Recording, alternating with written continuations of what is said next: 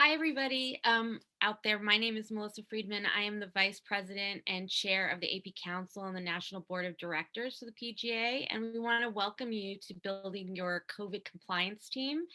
AP Council has started a series of these different courses because we're all trying to get back to work, and some of us have been on the ground and there's been a lot of misinformation. So we wanted to share with you as much as we could. Before I introduce our panelists, two of our panelists couldn't be with us at the last minute. But we have two great people and I'm really excited about this conversation. I first want to thank Jackie Stolfi, who co-produced this panel with me, who's an amazing AP Council delegate and New York PGA person. And I also want to thank Jillian Stein, who oversaw this whole series of panels that we're doing. Also, a thank you to Lori McCree and her safety task force for working with us since the beginning of the pandemic. We've been working with them hand in hand because we take this really seriously. And just a quick thank you to the rest of our subcommittee, Lynn Hilden, Carrie Lynn Serta, Rosemary Lombard, and Charlize Holmes, and also special shout out to Michael Ambers, and also the rest of the AP Council delegates who really want to represent you. If we want to represent everybody in the PGA. And a special thank you to Diana White and the staff for making this event happen. So let me introduce our guest. Georgia Hesse is, prior to entering the entertainment world, Georgia has 20 years experience that included medical counseling, education, and risk management with the public school system in California. She was introduced to production as a med tech. She spent 3 seasons on an ABC medical show and then continued with work as a med tech for TV and film. Prior to the pandemic, she had 10 years of production experience.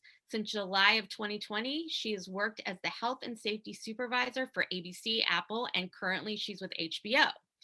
Chris Debiec is an award-winning producer with an impressive 33-year track record in all aspects of the entertainment industry. He currently oversees all COVID testing protocols for the Cameron Family's Human Health Organization, testing over 600 union and non-union productions since May 2020. And he's also a PGA member. So thank you guys for both being here. I really appreciate it. And let's get into it. The first thing is how early should you bring in a COVID compliance officer? I guess we'll start with you, Georgia. As soon as you can. As soon as you can. As soon as you know that you are where your location's going to be and who your producers are, get them in there because the first script can determine a lot of what you're going to need, your locations, everything that's going to happen. And it sets the foundation. It's where the communication starts. And talk a little bit about when you say bring them on immediately, how do you want that person to participate in? Do they go to location scouts, that kind of a thing? I think that if you're definitely filming at a studio, you find out your contained area. You want that production, their stages, where they're going to be eating. All that stuff needs to be done before you start bringing in the full team, even if it's your pre-production. You need to know your buildings. You need to know how much space you have. You need to know your maximum occupancies. You need to prepare for if you do need plexiglass, the air filters, all that stuff needs to happen before you're even bringing in, filling up the rest of the offices. That's just for pre-production. And then obviously once you get pre-production settled in, then you're able to work with them to find out, hey, what do the stages need? What are we going to be needing for props department? What are we going to be needing for costumes, hair, makeup? And you establish that before they come in as well. Talk a little bit about there's a misconception, I think, about what the titles are. So I've heard health and safety manager, I've heard COVID compliance officer. Can you talk a little bit about that? Because I think that's a big misconception of what to call everybody. I think it would be great if our world could develop, our entertainment world could develop what title it wants to be, because I think it's causing some issues not having the consistency with that title. I know, for instance, Disney, when they started back in July, it was health and safety manager before the return to work agreements came out and had health and safety supervisor above that. So other places call them health and safety supervisors, and then the health and safety managers are below. I think that the health and safety supervisor, then management is probably the best structure to have, because you can bring in different managements for different levels. And we can talk more about that later with testing and safety, but or you do have to have your COVID compliance officer. So if that's your department head, I am currently the COVID compliance officer, but I'm also the department head for the health and safety department. Okay. Can you talk a little bit about what the team consists of? Now, obviously on smaller productions is a little bit different. So if you can kind of give us a basic outline of what you think is important, depending on size, depending on studio versus Right. non-union. I think first off, you definitely either have one person that is your COVID compliance officer that has medical and production experience, or you get a combined team. If you have somebody with medical and somebody with production and they work well together, that could be your first foundation. From there, you move on and divide the department into your testing section and your safety section. And when I say safety, that's our prevention, that's our supplies, that's the PPEs, inventory.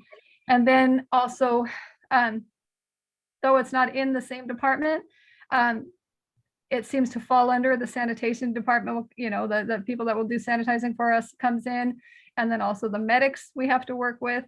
So the health and safety department should definitely have the testing manager, a safety manager, and a CCO. And then you expand for what you need for the production. Somebody just asked a question. Jamie Walker asked, he's been hearing, he or she, I don't even know, hearing that CCOs may be able to join a union like IATSE. Is that true? If so, which union and how many credit hours must be fulfilled? I haven't personally heard anything. Do you guys know any about this? No, I know that it's been talked about and how it should be, because I think we do have to have established some kind of consistency of what this position entails. I think that, as you stated, that somebody can call themselves a CCO, and what I do for my job description to compare to what somebody else is doing, they're just not matching up at times.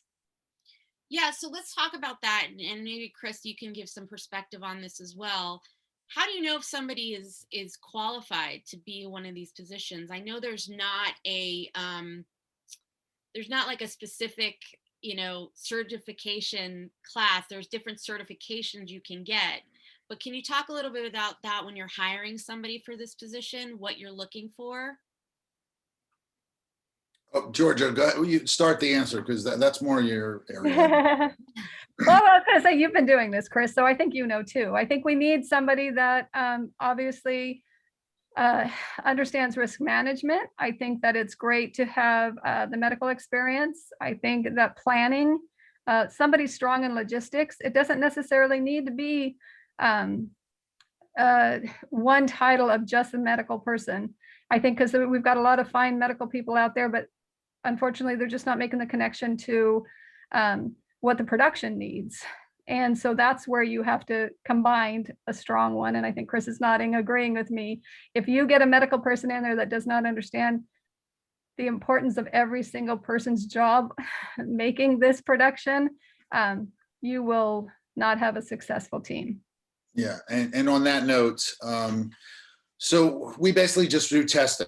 I don't really hire COVID compliance officers. We work with them. We are the vendor for testing for the productions. But over the course of the pandemic, we have a medical board, and they were training us in understanding the protocols and making sure that we follow the protocols, whether the COVID compliance officer knows what those protocols all are or aren't. We try to assist, and my entire staff is producers. So we train them in accordance to the CDC and the FDA testing procedures and protocols. And sometimes the COVID compliance officers don't really know what those are. And it would be great if some of the people out there did know what they were. So education is very important. But from my perspective, we are also part of the team. Even though we may be a vendor in testing, we are still there to assist and make sure everyone is safely tested and safely goes back to work. So it truly is important for your COVID compliance team to understand what those rules and regulations are and when working with the testing companies, it's simpatico. You got to work together as a team or it just doesn't fit. And luckily for us, we work very well with the testing, with the COVID compliance people. And if they don't know, then we don't step in and take over. We just say, well, listen, this is how we would like it. So does that work for you? And that's kind of how we approach the problems. Of medical, do you think it's necessary to have somebody from the medical profession as a COVID compliance officer, or do you think it's better for them to have a production? It sounds like you think that it's better to have a production background just because they need to know the ins and outs, but do you think it's necessary to have somebody that is comes from the medical background? I personally do, and I can tell you that based on my experience from July, I love production. I love this environment. I love everything about the creativity. But the medical background also makes you step away from the emotion of whatever's happening and say, this is what needs to be done. And ethically and morally, you have a responsibility to make sure that it's the safest measure possible. And I 100% believe that. In the hearts of the AD teams that have been used to taking over the safety. I get that they do have that, and we have public safety in the entertainment, but I think when it comes down to, can we get away with not doing this test, or is that really a positive? Can we just do a second one? You're going to have somebody with a medical background that understands that sometimes it's black and white and they have to lay it down. And I think it's just a skill that you need. Yeah, and you're not being torn to, this is a temporary position. I think when we pull in just ADs and productions into this position, we also have in the back of their heads, and I don't even think it's intentional at times but this is, I got to still keep those relationships going because I may want to be working for that person in 2 years from now. Instead of, I'm here for just the safety and medical of everybody on this cast and crew. So talk to me about, the key players that the health and safety, we'll just call it this health and safety supervisor, interacts with on the production side. Like, what is the chain of command so that as you're building your team, everybody knows who to talk to and who you're supposed to report to if there is a COVID case, right, or anything like that?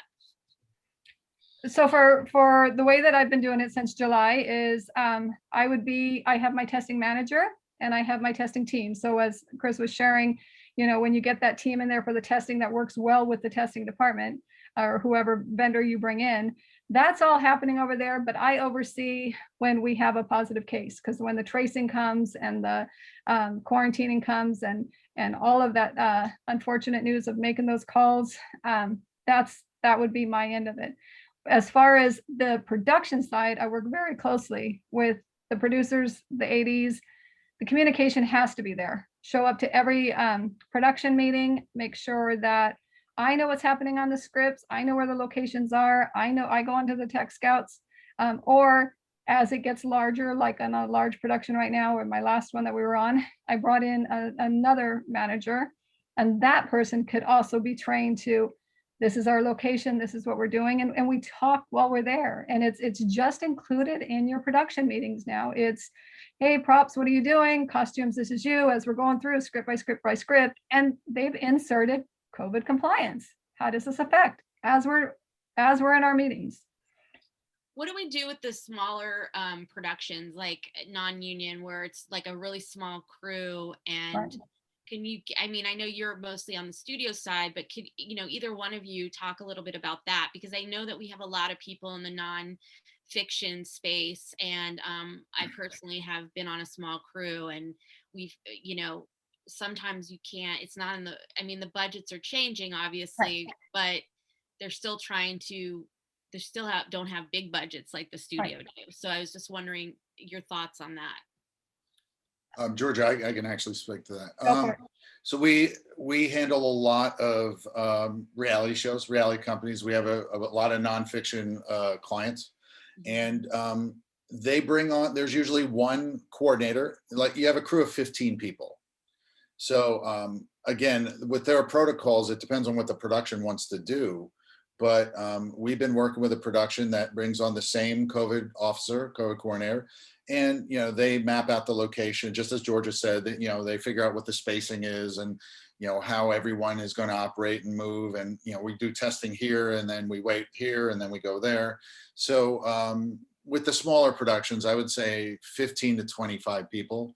I've been seeing one COVID officer come out, and then with whoever your testing vendor is, we participate just like COVID officers in a way where we will work with the COVID coordinator and say, go here, go here, go here, do this.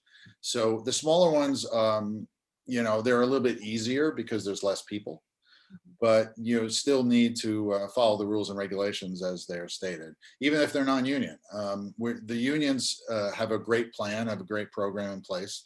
And you try to just scale it up or down depending on what your crew size is. At least that's our perspective. I mean, I think, there's even smaller crews than that. Like if you're doing like a 1-day shoot and you're doing an interview day, I think that's the concern, is that do you really need to bring on an extra person in those kind of situations? And I don't know what you've seen, Chris, personally, if that. We actually don't really do smaller than 10 or 15. So I don't know. I was going to say that I've been fortunate enough to talk to quite a few people that are trying to do some of the smaller ones, some of the, even as going into your student films, things like that, wanting to do it safe. I think that we have a community of people who started the positions that I'm in back in July, that just like big productions have always helped with small productions. There's a Facebook pages out there for COVID compliance. I would advise them to reach out. And sometimes I know personally, if I can, I will say, tell me what you're doing. I'll write you up a quick plan of what it is. I will oversee it, and you hire a safety monitor over there. So as long as there's somebody over there that you write up the plan, it should only take less than an hour to be able to write something up small of saying, this is what's needed, this is what you need to do, this is your testing. And many of us have been contributing that way. Just because for us, it's like Chris was saying, a simple, just instruction to know that you've got all your protocols covered, you have all the supplies you needed, and you know what the rules are. Yeah, I just the other question I had was, and I remember speaking to you guys about this in the pre-meeting that we had. The first time I'd ever heard of a testing coordinator position specifically, I guess obviously it's for the bigger studios. Do you need a testing coordinator, and is it strictly scheduling is what they do? I can tell you that when this started in July, they thought that the health and safety manager, for instance, for Disney, could do everything. You cannot do everything. You are pulled away because it's not just as the show grows, you have your consistent zone A's or your Monday, Wednesday, Friday, and you think, oh, that's no big deal. And then you have your zone B's and your zone C's. And then you have those day players come in, and then you have the background come in, and then you have the actor that doesn't have the call time until a later time. If somebody is not on top of this full time, they will get lost in the system, and you will end up having a non-compliance of no testing, or sorry, we don't have the results back yet, or we missed somebody. So the coordinator and a scheduler, they do more than most people know. It is nonstop picking up that phone, nonstop wrangling people in for their tests.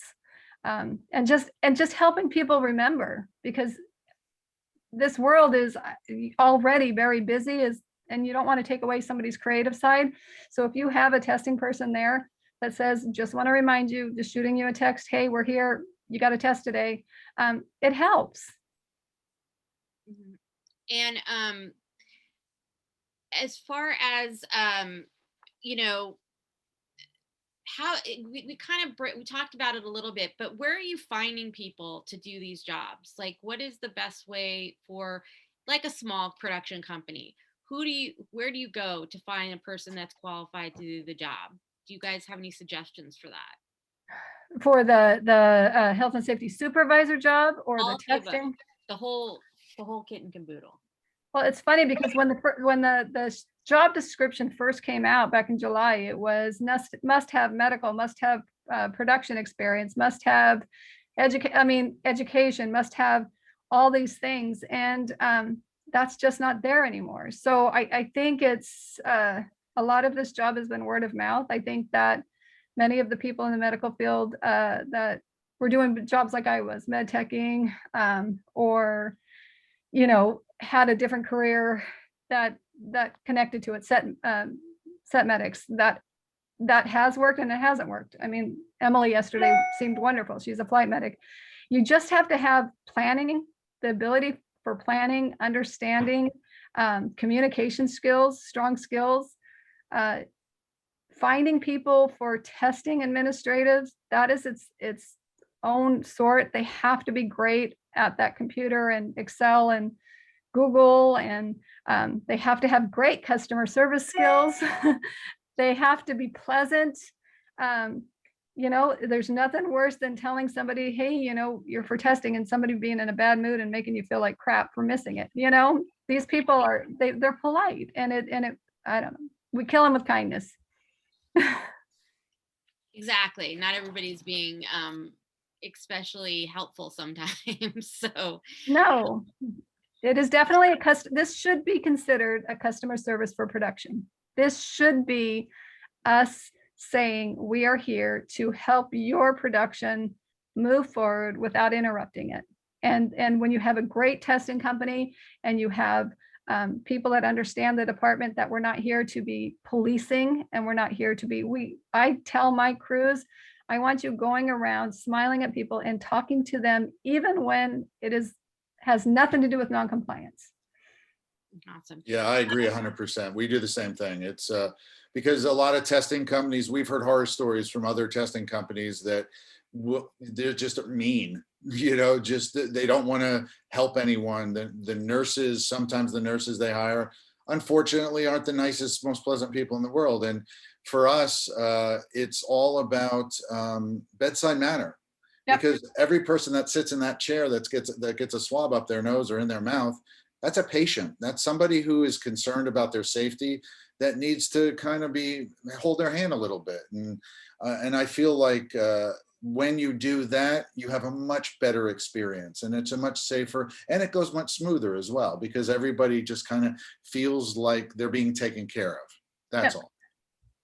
Well, let's talk about that a little bit, because part of putting together your team is trying to figure out who your vendor is going to be for testing. And I've heard a lot of people, myself included, that have worked with somebody that they weren't exactly reputable. And I was wondering if you guys can talk about, like, what do you need to know about the testing companies and these vendors that you should be looking for, and asking the questions you should be asking about? Because I know that we had talked about it once before, but I think it bears repeating, because I think a lot of people are still struggling with that. If either of you guys want to take that. Georgia, do you want to start and I can lead in? Or? Well, I can say that when this pandemic started, we had a lot of people jump on board that took advantage of productions. It was not in the best interest of helping production get back to work. It was in entrepreneurship to make as much money as they possibly can, and it was definitely quantity over quality. If you can find a company that has been established since July, since this all started, that has been successful, and you hear its reputation and it's working great with productions, keep that company. There's a lot of people that will try and say that they can do it cheaper. There's a lot of people saying they've been doing it for years. They're right. We've been doing labs for years. We've been doing so many tests for so many different ways. This isn't anything different. So we can't cut it short. There is frauds out there. There are people making fraudulent claims. There are people out there that as we discussed previously, passing out tests that have not been completed, results of this. They've been turned in. We've been trying to report them. Your best bet is to find somebody that has great medical overseeing, a doctor that is actually worried about their license if something goes wrong. Ethical and morally has those standards, and just really do your research. I think that enough bad seeds have been out enough to where many of us are talking about them. I have no problem if somebody calls me up and says, what's your, if they mention 2 different names to me right now, I have no problem saying, do not use them. Yeah, so I'll add to that as well. So being a testing company, we started out May, June when this all happened, and we made sure that our medical board, they knew what they were doing. They're all certified. They're all, legitimate doctors, et cetera. And you always make sure that whatever tests you're using are FDA, CDC approved. Ask questions. Ask as many questions as you can. What kind of tests are you using? Are they the rapid? Are they PCR? Well, who's your lab? How, what kind of systems does your lab use? Who's your doctor? Ask all the questions. If the company that you're looking to hire that's testing, if they're stumbling or they don't want to answer your questions, or they're kind of, trying to dance around things, I'd stay away from it. I'd just go to the next one. They're, in the beginning when testing started, there weren't many of us. And we got very busy very quickly, and we ramped up very fast. But with the medical practitioners, make sure that your nurses are all certified. Make sure that they are legitimate nurses. I've gotten calls where they send clients, or they send a crew out to get tested, and the nurse hands them the swab and says, "Here, do it yourself." And they're like, "Is that a nurse?" I'm like, "No, that's not a nurse, or else they'd be doing it for you and reading the test." So I've encountered a lot of those kind of things, and we've taken over shows from other very, very larger companies who just don't really care about the service either. Because, again, with a testing company, if you have a bunch of production people that have been trained by the medical board or by the testing people, by the nurses, then they understand the efficiency factor. Because one of the big issues is that if you have a crew of 25 to 50 to 100 that need to get to work, and they can't work until they're tested, then you have to make sure that the testing company has a proper system in place so that they can get all the results in efficiently, accurately, and safely, so that everyone can get back to work. And that's another issue that I see all the time. So let's continue with testing, because it's such a big part of building your team.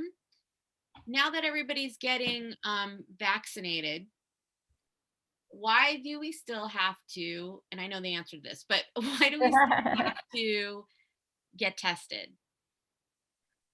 Georgia? Go to the CDC website, and it will tell you if you're vaccinated, this is what we say you're allowed to do. And then the next paragraph down, it says, we still do not know if you can spread COVID-19. We still do not know if you can go without your mask. There's still, we do not knows.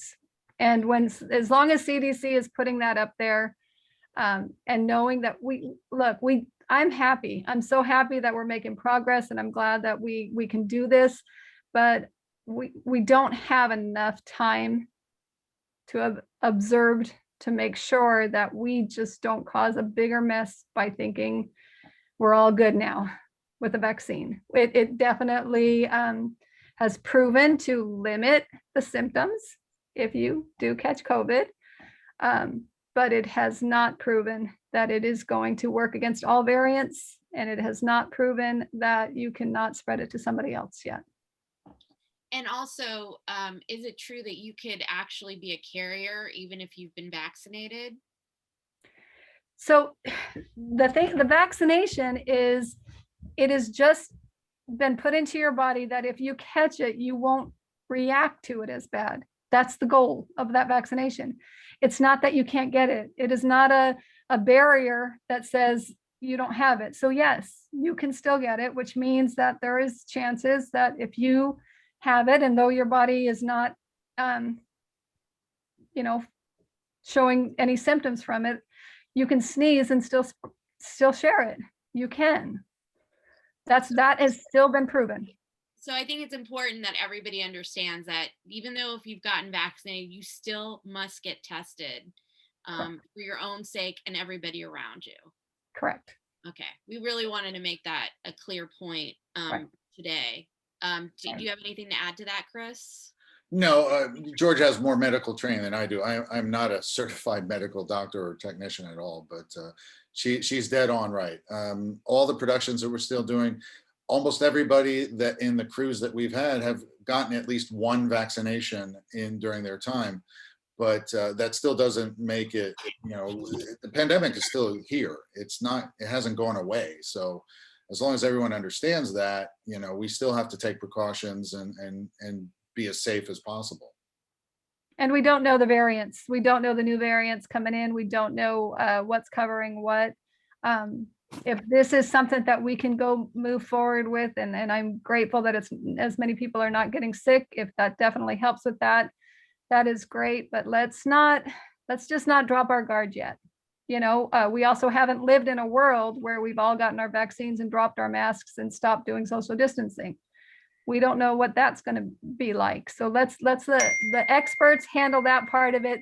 When CDC knows for sure, they will put that in writing for us. 100%. I think it's really important that I'm glad we talked about it. And somebody in the just FYI, if you want to ask a question, you can do it in the Q&A section. I know we have a couple of questions that I will get to in a little bit, but actually one of the questions that was asked was if we could talk about SAG's new requirements stating that CCOs must also be set medics in order to be hired on union projects. How is that currently affecting production? Will set medics be hired separately in the future? And is that true, or do you know any? Have you guys heard that? This is the first I've heard of that, so I don't have any knowledge on that.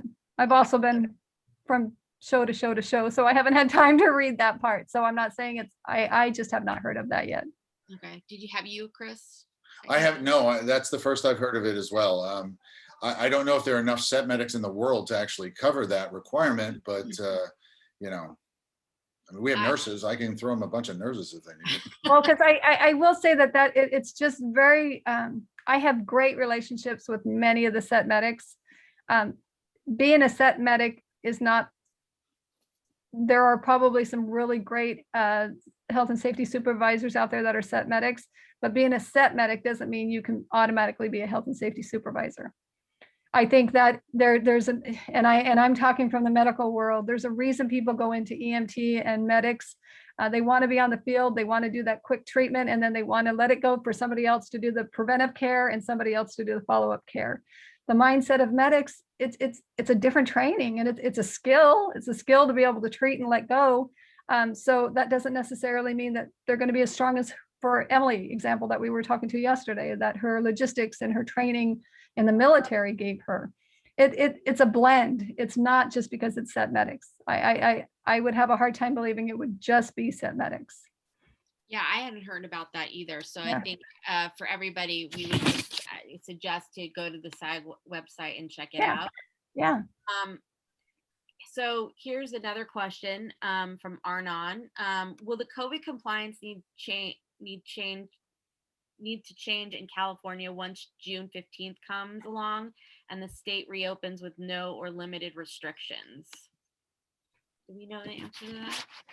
I know that many of us have talked about it. I think that if this opens up, again, when we look at CDC, when we look at these guidelines, this is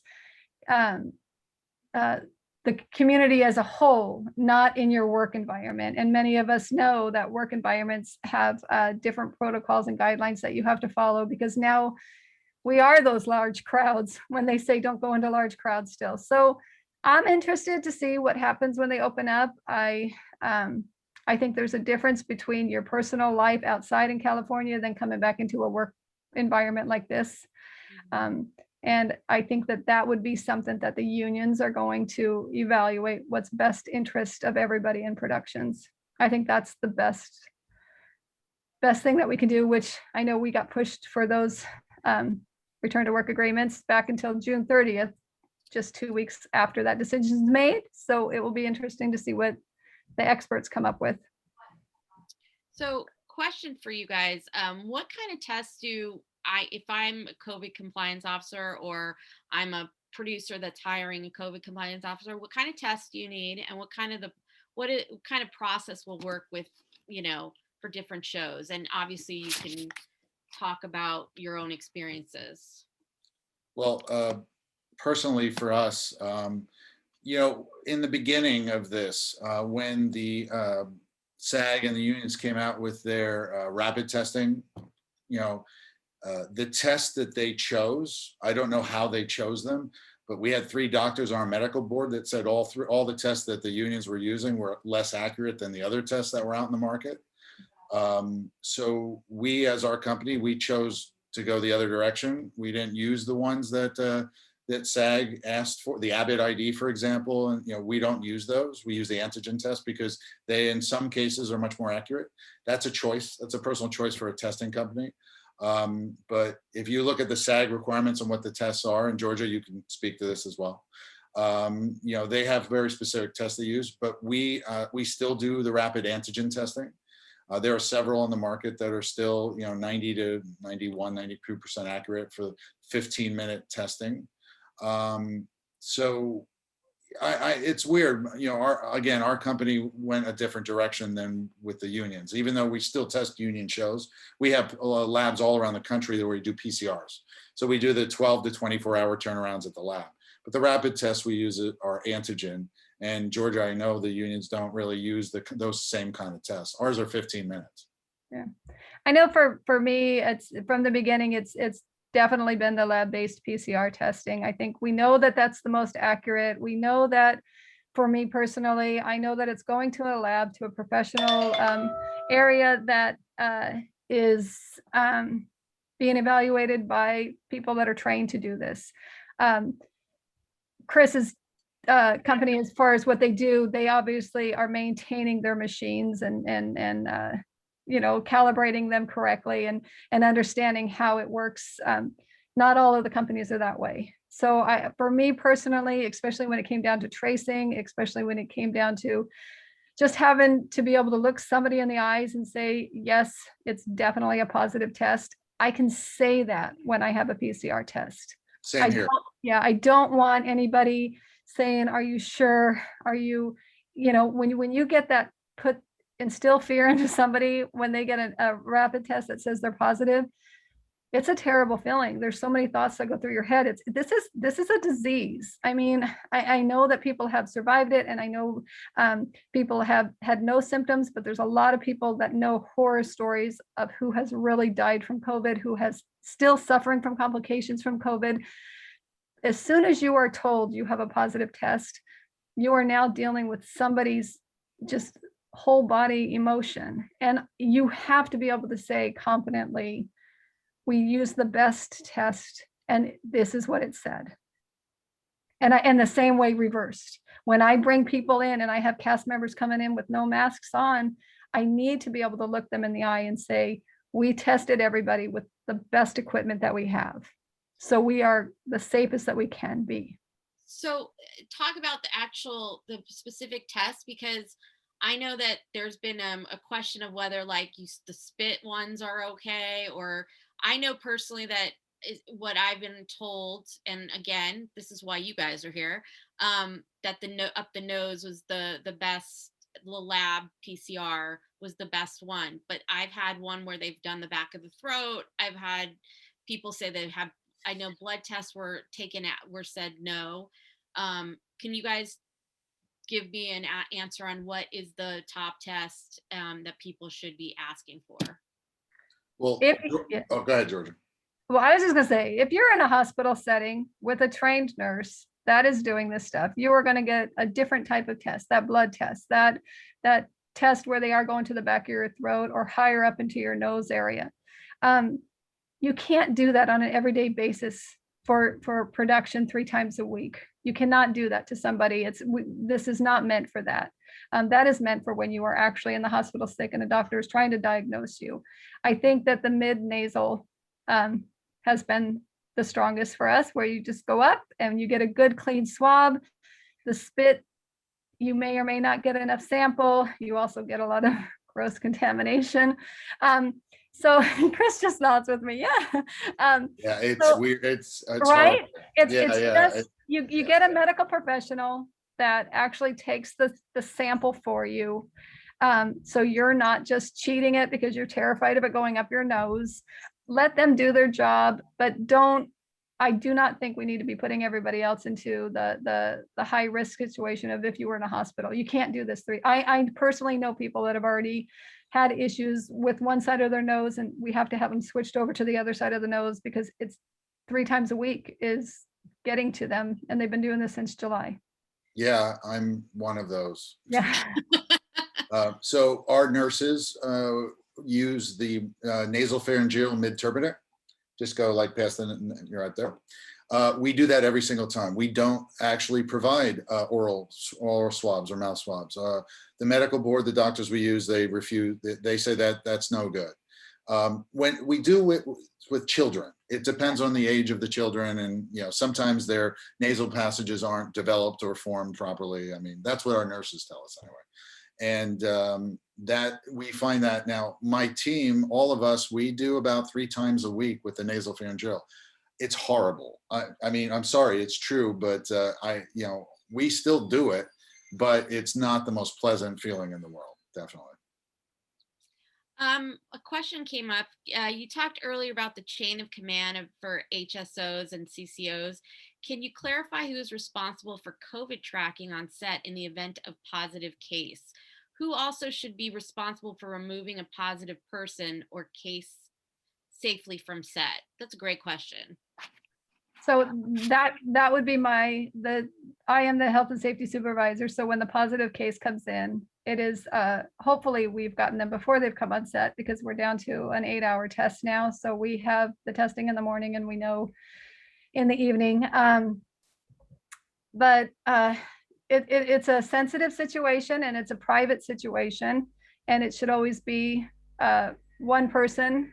Maybe if it's a huge show, you could have 2 partners in that. Tracing purposes, it's myself and my testing manager that will do the tracing and tracking of who were you with, and if it's a bigger well, I haven't had a big outbreak yet, luckily. We've had a couple to where it was just about 4 hours of tracing, and we realized who needed to, remove everybody as we went, and who needed to be quarantined and who was actually isolated. So that's usually how it's been working for the last 3 shows. I know some of the productions, like Disney now has the HSS turn them over to a tracing company, part of the tracing. Apple did not have that. I know that Warner Brothers Media, Netflix, they have companies, they have somebody that helps with the tracing now when it does get bigger and the tracking.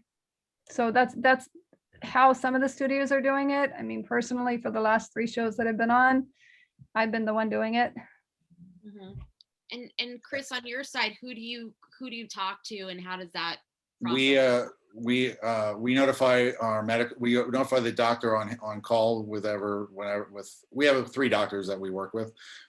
They take turns, so we notify when we get a positive. They talk to the lab, because most of the positives we get are PCR based. If we get we get a lot of false positives with the rapid tests, but then we make sure that we do a PCR test immediately and run it to the lab and try to get quick turnaround on it. So when there's a positive PCR test, then our doctor and the lab deal with it directly. Okay. Somebody asked a question about that there's new types of testing that have a shorter turnaround time. It's a form of a rapid test that has a better percentage of getting, because they've said that a lot of the rapid tests have false positives a lot of the time. Have you guys heard anything about this as far as new tests coming out down the pike? I mean, Chris, you might. Yeah, well, there's one of our doctors has a test. I don't know the exact word for luminosity or luminescent or something. Sorry, I got something in my eye. It's a rapid PCR, but it's still about a 25-minute, 30-minute turnaround on it. It hasn't been approved by this unions, but he says that it's much better accuracy than some of the other rapid PCRs that are on the market now. that the unions are using. But we're not in control of that. I'm not in control of that. The unions, whoever is working with the unions, is whatever they say goes. And, you know, sometimes we agree, sometimes we don't, but we follow the rules. There are some more coming out, and I think what's happening is the studios will review them and send them out. I mean, definitely always check to see if it's FDA approved first. I mean, under the emergency orders, or they post that whether they're approved or not.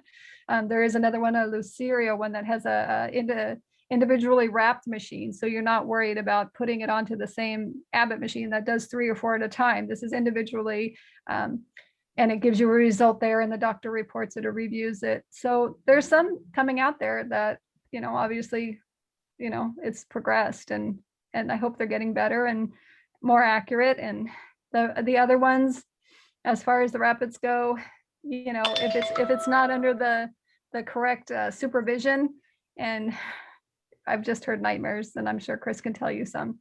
Oh yeah. Oh yeah. A question as far as you build the team, what is the best way to stay ahead of any crisis that come up as far as the safety? Like, what can you give like a little bit of a overview about how you deal with things before they come up? I think making the plan, working with your production, the key to it, and it's funny because we use it in the educational world for teaching children. In the hospital world, you use it: consistency and structure. So whatever you've come up with, whatever structure you said, this is what we believe is production specific for us, we're going to stay consistent with it, because there is nothing worse than on a Monday saying this red color means this, and then say, oh, never mind, on Friday it means this, we've switched it. Whatever you're going to come up with your plan, keep it that way. Whatever you are, you know, you can make fine tuning, obviously. I'm not saying like hard nose. I'm just talking, if you say you're going to do zone A's 3 days a week, then do them 3 days a week. Don't say not this week, not next week. People just want to come to work, and they want to do what they love doing here, and they want to focus on what they're doing, and they don't want to have the interference of saying, but we changed it. Oh, now you can eat there. Now you can't eat there. Now that is safe. Now that's not safe. You should be wearing your hair this way, or you're going to catch COVID that way. I mean, I've heard it all. I have gone to places where you're sitting down and you're like, you cannot talk while you're eating, and big signs all over the place. And I'm like, this is our only time to, how do we do that? So my hope is that moving forward with health and safety departments, that the unions and productions can start saying, you know what, red wristband means the same thing whether I'm over at Netflix, Disney's, because our producers, our cast members, our crews, they're heading to all these different locations, and there's nothing worse of like, okay, what do you mean by this?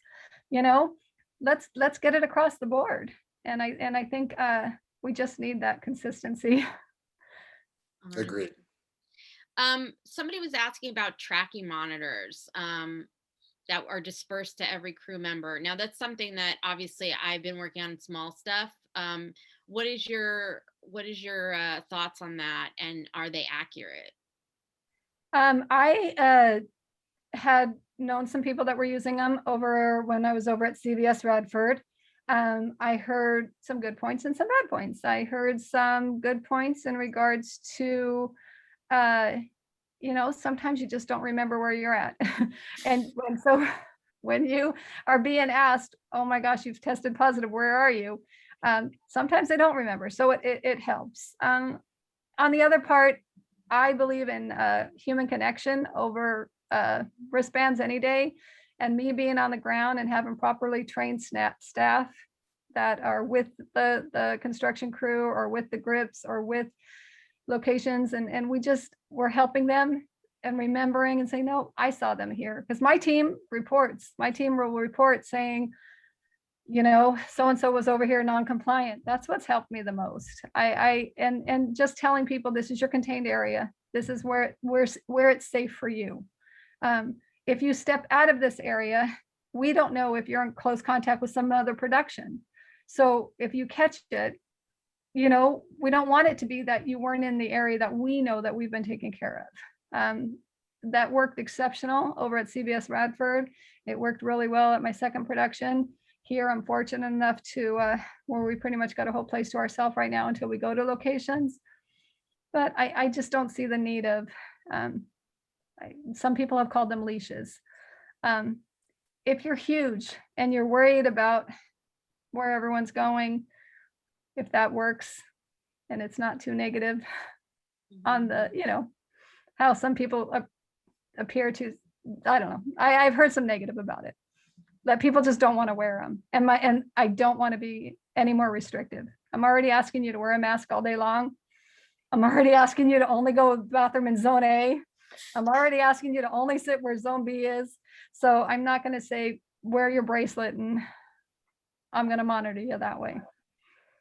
What do you have any thoughts on that, Chris, as far as tracking? No, the tracking part, I mean, I think you should track those who are positive and let the professionals deal with that. And, I love human beings. I love us. I love people. I don't trust them all, but I love people. So you got to take the good with the bad, and you got to do the best that you can with what you've got. So when it mattered, I can tell you that every positive case that I have had to trace, their human nature was more concerned about everybody they've been in contact with than they were about themselves. Yeah, no, I agree. And they had no issue telling me where they went, who they were concerned about that they possibly had close contact with. Yeah, no, I agree. We've had something similar to that. Yeah. Interesting. We have a couple minutes left, and I wanted to get, if there's anything that we didn't cover that you felt is really important about building your team and something that you think is really important for people to know, because again, there are people just starting to go back to work, and obviously, some people have been doing this a while. Some people have been doing it a while. Some people haven't. Some people have had issues, and that's why we're having this conversation. So I kind of wanted, Georgia, if you want to start and just kind of give your thoughts on what you think is some of the most, some important points that people should walk away with from this conversation. I think that if you're starting a production and you need a COVID compliance team or a health and safety team, I would call them health and safety team, and I'd stop calling them COVID people. It's just, perception's everything. And with that being said, I also believe that they shouldn't be wearing, this is my personal opinion, red vests, because it reminds you of getting in trouble. I think my team wears bright fanny packs that have extra masks, extra sanitizers. They are going to know everybody's name. They're going to say where they're at. And if productions can see that they're there as a support system to help them get through, instead of somebody that's trying to catch them in some kind of non-compliance. Once that behavior switches and they realize that we're all doing this together, that's your key. That is your key. And as much as people don't believe in COVID, or they do believe in COVID, it doesn't matter. It's what's being required of us right now. And some of these wonderful, wonderful people that are taking the PA jobs have just had some terrible situations where they feel like they really were just trying to help. So just be patient with them too. Chris, any thoughts? Yeah, well, for me, I've been doing the testing job since May of last year. So for me, it's about trying to find the right testing company, and you got to ask as many questions as you can. And if you're a production manager or you're a line producer out there, you do the same thing like when you're getting camera equipment. You go to 3 different vendors, get 3 different bids. Do the pros, do the cons.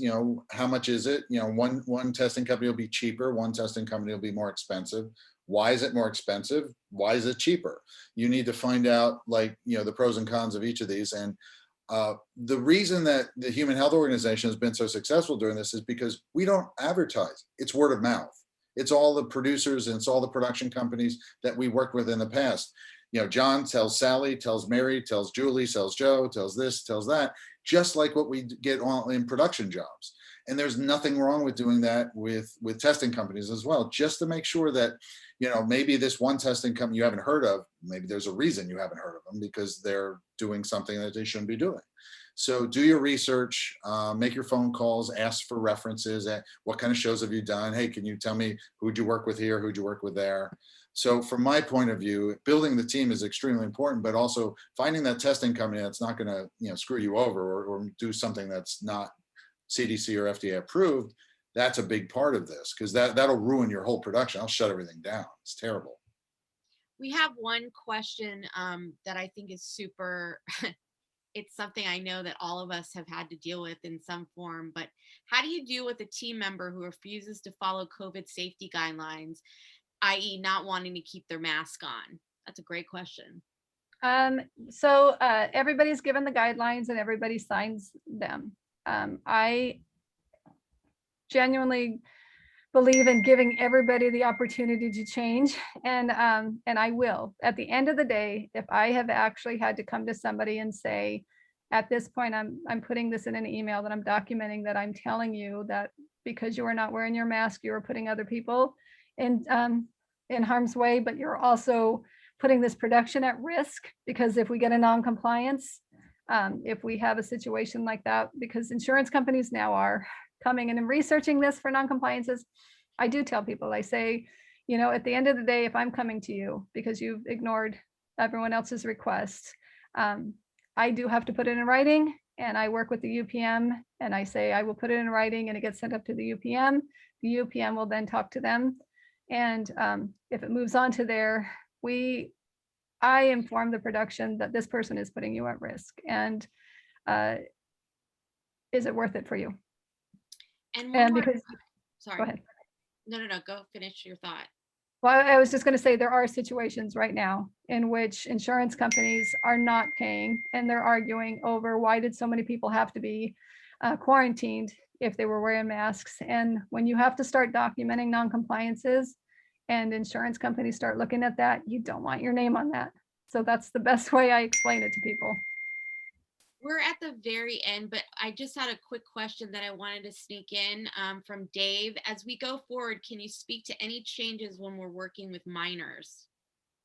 You guys basically how are you going to deal with working with kids? We've been working with them. We deal with them the same. Yeah, I mean, it's what we talked about with testing. I mean, ideally, if they're old enough, we'd like to do the nasal turbinate. If we're not, then we do the best we can with the oral or whatever our doctors prescribe and what the nurses can do. So nothing's changed. Kid-sized masks. Okay, cool. Well, I just want to thank both of you so much for participating in our conversation. I think it'll help a lot of people. And we want to thank everybody out there for sticking around and watching. And, if you have any ideas or questions about what you'd like to hear us talk about in the future, let us know. April 28th is our next safety panel through the AP Council. And thanks, everybody. And thanks for having us. Thank you very much. Nice to see you. Thanks. Nice to see you guys too. Okay, bye-bye.